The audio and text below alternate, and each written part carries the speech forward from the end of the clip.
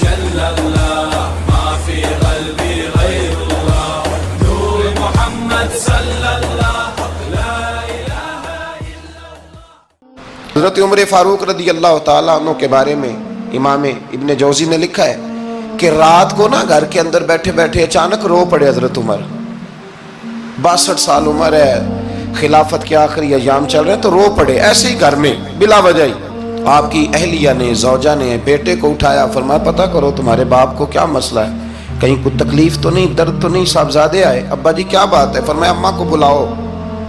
سب لوگ جمع ہو گئے تو جناب عمر فاروق رضی اللہ تعالیٰ عنہ فرمانے لگے کہ بیٹھو میرے ارد گرد۔ سب بیٹھ گئے تو فرمانے لگے آج جب میں مسجد سے نکلا تھا تو میرے نبی پاک کے سچے صحابہ، سچے رسول کے سچے صحابہ، حضور کے سچے غلام یہ کہہ رہے تھے کہ عمر بڑا ہی اچھا ہے، عدل والا ہے، انصاف والا ہے۔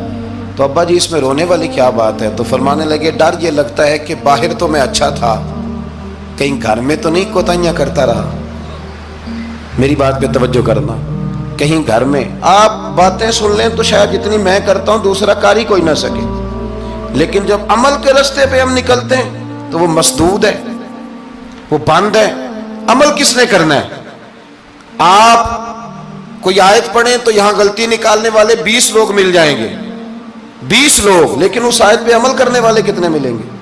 تو حضرت عمر فاروق رو رہے تھے، کہنے لگے کہیں تمہارے حقوق تو نہیں پامال کرتا رہا۔ تو آپ کی اہلیہ نے جب سنا تو وہ کہنے لگی عمر مجھے تو بڑا پرانا شکوہ ہے، آپ کا جاہ و جلال اتنا تھا میں بات نہیں کر سکی۔ عمر تم نے سارا دن مسجد میں گزار دیا اور ساری رات نقاب اوڑھ کے مدینے کی گلیوں میں گزار دی، میں تو زندگی کی کوئی خوشی دیکھ ہی نہیں سکی۔ چاہ تو میرے اندر بھی تھے نا کہ میرا شوہر کچھ گھڑیاں بیٹھتا، کہیں مجھے لے کے جاتا، تو میں تو کچھ نہیں دیکھا، مجھے بڑا شکوہ ہے۔ تو حضرت عمر کہنے لگے چل اللہ کی رضا کے لیے معاف کر دے۔ بھئی معافی بیوی سے نہیں مانگی جا رہی، معافی اپنی غلطی کی مانگی جا رہی، یہ سمجھ لیں۔ بیوی کے لیے تو خامد کا بہت بڑا مقام ہے نا، لیکن یہاں غلطی کس بات کی ہے؟ اپنی کمزوری پر غلطی کا اعتراف کر کے معذرت کا سوال کیا جا رہا ہے۔ تو حضرت عمر کہنے لگے معاف کر دے، تو اہلیہ کہنے لگی میں نہیں معاف کرتی، میری شرط پوری کریں۔ فرمایا وہ کیا؟ فرمانے لگی قیامت میں جب اللہ آپ کے لیے جنت کا حکم دے گا تو آپ میری سفارش کریں گے اللہ کی بارگاہ میں؟ سفارش کریں گے کہ یا اللہ مجھے کپڑے دھو کے دیتی تھی، میری عزت کی حفاظت کرتی تھی، میرے بستر کو پاک رکھتی تھی، کہیں گے؟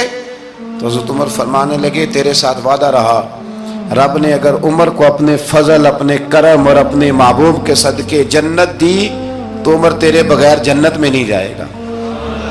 عمل کا رستہ، عمل کا رستہ دیکھیں نا، 2 دفعہ استاد بات کرتا ہے، 2 دفعہ،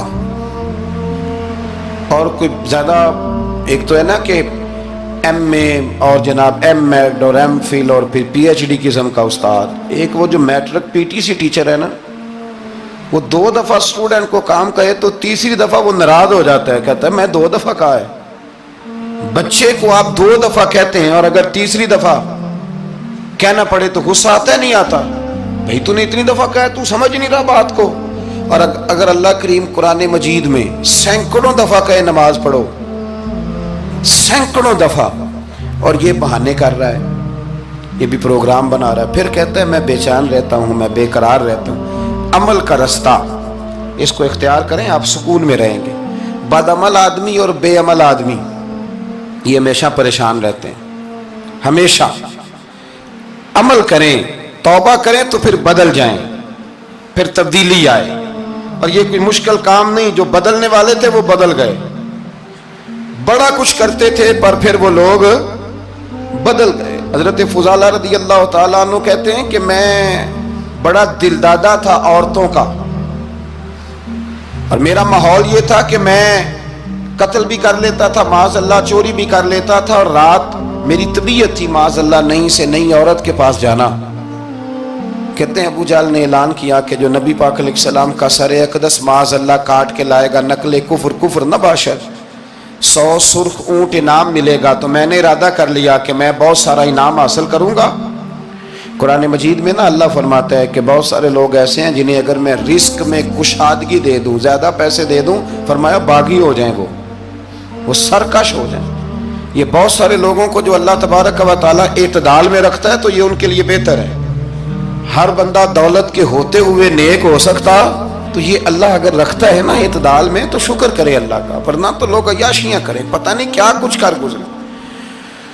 تو حضرت فضالہ کہتے ہیں کہ میں نے خنجر تیار کیا اور میں نے بغل میں اس کو چھپایا، اوپر میں نے چادر اوڑھ لی. اب مجھے پتا تھا ظہر کی نماز کے بعد نبی پاک صلی اللہ علیہ وسلم طواف کعبہ کے لیے، بیت اللہ شریف کے طواف کے لیے جاتے ہیں. کہتے ہیں میں بھی اس طرف بڑھا. رستے میں نا وہ خاتون جس کے گھر میں نے رات آنا تھا، میں نے دروازے پہ دستک دی. میں نے کہا کہ تیار رہنا، تیار رہنا، آج میں بڑے پیسے لے کے آؤں گا. اسے میں نے یہ کہا اور پھر میں چلا گیا بیت اللہ شریف کا طواف کرنے. کہتے ہیں اللہ کے محبوب بھی طواف کر رہے تھے تو میں نے بھی طواف شروع کر دیا. ارادہ یہ تھا کہ جہاں نبی پاک علیہ السلام میرے قریب سے گزریں گے تو موقع پا کر میں حضور کے جسم اقدس پر خنجر کھونپ دوں گا اور معاذ اللہ شہید کر دوں گا. کہتے ہیں حضور ایک دفعہ بھی میرے پاس سے گزرے تو میں ہمت نہ کر سکا، دوسری دفعہ بھی پاس سے گزرے تو میں ہمت نہ کر سکا، تیسری دفعہ بھی گزرے تو میں ہمت. نبی کریم صلی اللہ علیہ وسلم 2-3 دفعہ گزرے تو فرماتے ہیں کہ مجھے موقع نہ ملا، اس لیے کہ حضور فرماتے ہیں اللہ نے روب کے ساتھ میری مدد فرمائی، دشمن پر میرا روب طاری ہو جاتا ہے. فرماتے ہیں جب چکر پورے ہو گئے تو محبوب کریم نہ چھٹے چکر پہ فرمانے لگے فضالہ چکر ایک رہ گیا ہے، بے خبر ہو جو غلاموں سے وہ آقا کیا ہے، ایک پھیرا رہ گیا.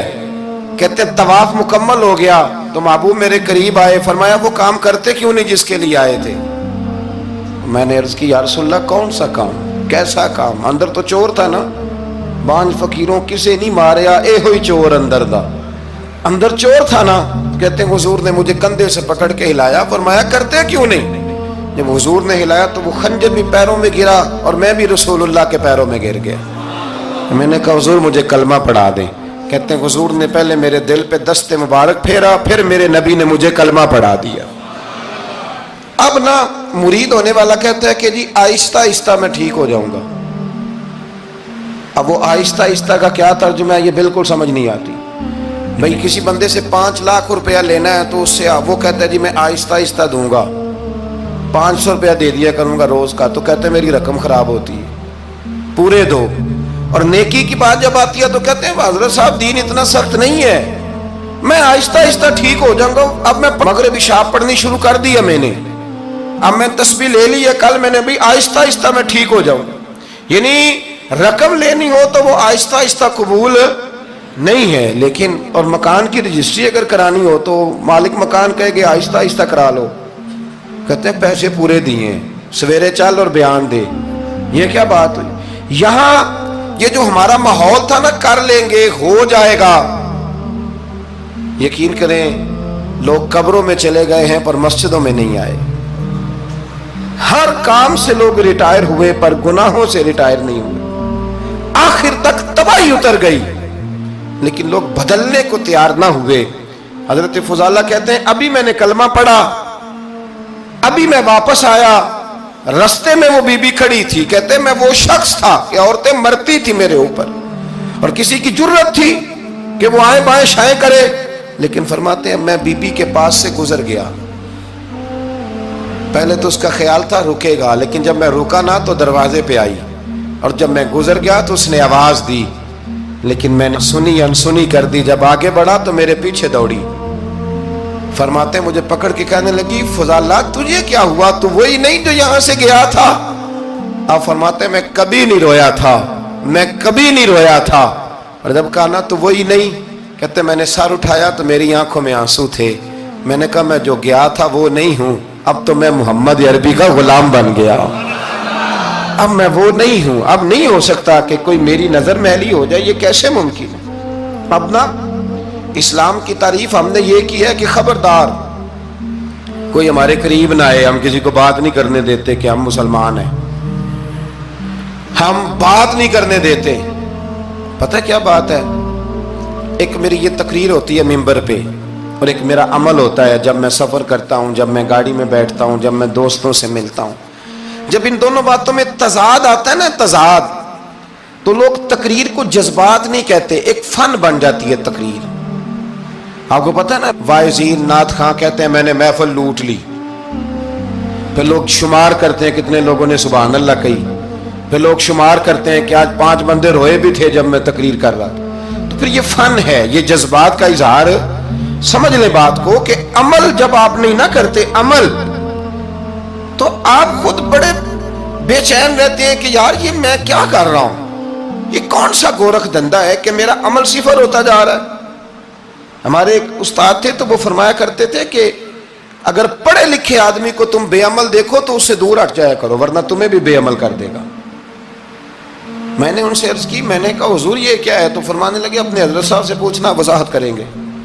میں نے حضرت صاحب سے کہا جی عجیب بات کر دی ہے، علم والے بندے کے پاس بیٹھ کے تو علم آتا ہے. تو وہ فرما رہے تھے کہ علم والے بندے کے پاس اگر وہ بے عمل ہو تو بالکل نہ بیٹھنا. تو حضرت صاحب فرمانے لگا انہوں نے صحیح کہا ہے. اب بات بہت بڑی ہے، پتہ نہیں آپ کی سمجھ میں آتی ہے نہیں آتی، بہرحال کر دیتا ہوں. پڑھا لکھا بندہ اگر بے عمل ہو تو اس کے پاس، تو میں نے کہا حضور کیوں؟ فرمانے لگے اس لیے کہ وہ اپنی بے عملی پر بھی دلائل دے گا.